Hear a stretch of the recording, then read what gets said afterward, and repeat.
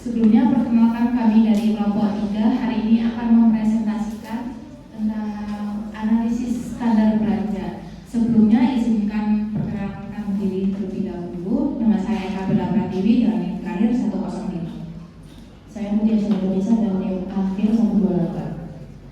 Saya Nisati dan NIM akhir 126. Saya Delia Sista dengan NIM 033. Saya Rizky Nurul Ismail dengan NIM akhir 123.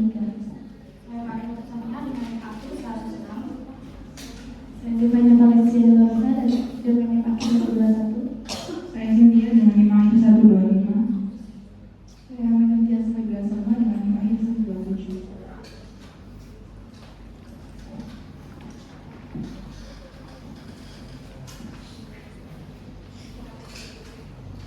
Baik, yang selanjutnya adalah pokok bahasan. Yang dimana yang pertama akan membahas yaitu proses analisis standar belanja berdasarkan regulasi yang berlaku yakni UU nomor 32 tahun 2004. Yang selanjutnya landasan hukum dan landasan teoritis ASB atau analisa standar belanja. Yang selanjutnya adalah praktik terkait analisis standar belanja.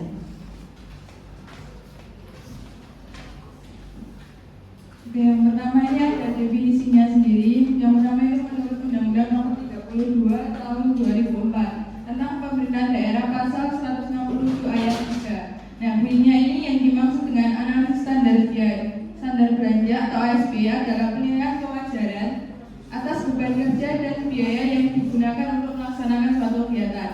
Yang kedua ini berdasarkan Peraturan Pemerintah Nomor 58 Tahun 2005 Pasal 20 Ayat 2. Yang dimaksud dengan standar analisa belanja adalah penilaian kewajaran atas beban kerja dan biaya terhadap suatu kegiatan. Next. Nah, landasan hukumnya sendiri ini ada 3. Yang pertama Undang-Undang Nomor 32 Tahun 2004 tentang Pemerintahan Daerah Pasal 167 Ayat 3. Bunyinya ini belanja daerah mempertimbangkan beberapa instrumen pendukung berupa analisis standar belanja, standar harga, tolak ukur kinerja, dan standar pelayanan minimal yang diterapkan sesuai dengan peraturan perundang-undangan. Yang kedua ada Peraturan Pemerintah Nomor 58 2005 Pasal 39 Ayat 2. Nah, bunyinya ini penyusunan anggaran berdasarkan prestasi kerja dilakukan berdasarkan capaian kinerja, indikator kinerja, analisis standar belanja, standar satuan harga, dan standar pelayanan minimal. Yang terakhir dari Permendagri Nomor 13 Tahun 2006 Pasal 93E, yakni dokumen sebagai lampiran meliputi KUA, PPA, kode rekening APBD, format RKS KPD, analisis standar belanja, dan satuan standar harga. Next. Nah, landasan teorinya yang pertama ini ada anggaran berbasis kinerja. Jadi kinerja sendiri ini konsep relatif yang digunakan sebagai alat untuk mencapai tujuan. Diukur dengan indikator seperti input, output, dan outflow. Nah, berdasarkan Permendagri Nomor 13 Tahun 2006, input sendiri ini mencakup sumber daya yang digunakan, output sendiri barang atau jasa yang dihasilkan, dan outcome ini merupakan mencerminkan hasil dari suatu program. Nah, yang kedua ini ada perbedaan analisis standar belanja dan standar harga barang dan jasa. Perbedaannya kedua instrumen tersebut pada unit analisisnya.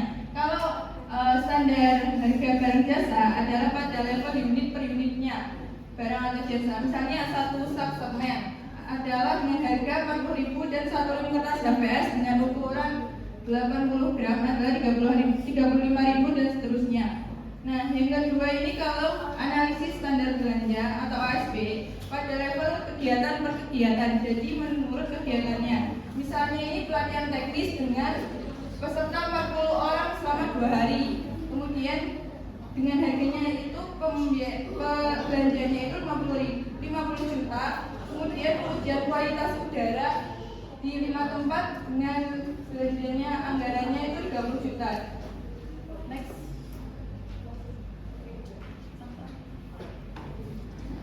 Oke, nah kita masuk ke manfaat analisis standar biaya. Nah, kayak kenapa sih kita tuh harus analisis standar biaya? Yang pertama itu ada penetapan plafon anggaran pada saat PPAS menjadi objektif dan tidak lagi berdasarkan intuisi. Jadi setiap proporsi anggaran anggaran belanja yang ada di pemerintahan atau daerah itu harus ada kayak proporsinya gitu, dan itu juga bisa dilihat dari anggaran tahun kemarin. Nah, yang kedua dapat menentukan kewajaran biaya untuk melaksanakan suatu kegiatan. Nah, maksudnya menentukan kewajaran biaya itu seperti yang telah dijelaskan oleh Anissa tadi. Jadi setiap kegiatan itu kita kira-kira agar tidak terlalu over budget ataupun under budget. Karena apa? Karena kita kan mengeluarkan pengeluaran dengan dari APBD ya. Jadi kita tuh harus tahu gitu kayak manfaatnya itu apa aja, dan misal kalau kerendahan kan otomatis acara atau kegiatan tersebut itu tidak akan berjalan maksimal, dan maupun itu jika kebalikannya yaitu over budget. Jika over budget itu akan menimbulkan yang anggarannya itu terlalu dibuang secara cuma-cuma, jadi sangat gak boleh banget gitu ya. Kemudian yang ketiga, meminimalisir terjadinya pengeluaran yang kurang jelas yang menyebabkan inefisiensi anggaran. Jadi meminimalisir terjadinya pengeluaran itu kayak kita itu nggak boleh mengeluarkan uang dengan tanpa adanya penganggaran pada tahun sebelumnya. Kan misalnya tahun anggaran 2025 otomatis dia kan udah merancang anggarannya pada tahun 2024 akhir. Nah, pengalaman saya yang pernah magang di kementerian dan lembaga, kalau misalnya anggarannya itu di tahun 2024 itu ternyata masih sisa, dan otomatis sama APBD itu anggaran pada suatu kota tersebut itu akan dikurangi. Karena apa ya? Karena mereka mikirnya kalau anggaran aku kasih lebih dari tahun 2024 ya otomatis nggak kepake, jadi buat apa? Jadi ya mending kita budgetin yang benar-benar sesuai proporsi gitu. Kalau misalnya kita kurang kan defisit ya, dia itu sangat pemerintah atau Pemda itu sangat meminimalisir terjadinya surplus defisit. Nah, pemerintah sangat menghindari defisit. Jadi kan mending surplus dikit-dikit daripada kita nombokin gitu ya guys. Next. Kemudian ada penempatan plafon anggaran pada saat PPAS ini tadi sudah. Kemudian ada penentuan anggaran berdasarkan pada tolak ukur kinerja yang jelas. Jadi ini bisa didasarkan pada tahun kemarin. Kemudian ada penentuan besaran alokasi setiap kegiatan menjadi objektif. Kemudian memiliki argumen yang kuat jika dituduh melakukan pemborosan. Nah, untuk pemerintah daerah ini kan untuk kalau misalnya kita mau bikin pengaspalan atau bikin acara-acara tertentu atau membuat perbaikan gorong-gorong itu kan pasti memiliki tender ya. Dan kalau misalnya ada argumen yang kuat itu kita dari negara itu bisa misal ada kayak sebuah inspeksi gitu ya. Jadi kita tuh bisa, oh ini loh kita negara ini bisa aja coba silahkan ke tender ini, coba tanyakannya sebetulnya kan sama dengan apa yang kita laporkan gitu. Kemudian ada penyusunan anggaran menjadi lebih tepat waktu dan juga efisiensi waktu. Next.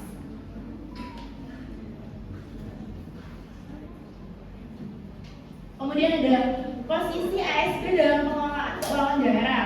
ASB memiliki peran yang penting dalam berbagai tahap pengelolaan keuangan daerah. Berikut penjelasan perannya. Yang pertama ada tahap perencanaan keuangan daerah, kemudian tahap penganggaran keuangan daerah, kemudian ada tahap pengawasan dan pemeriksaan.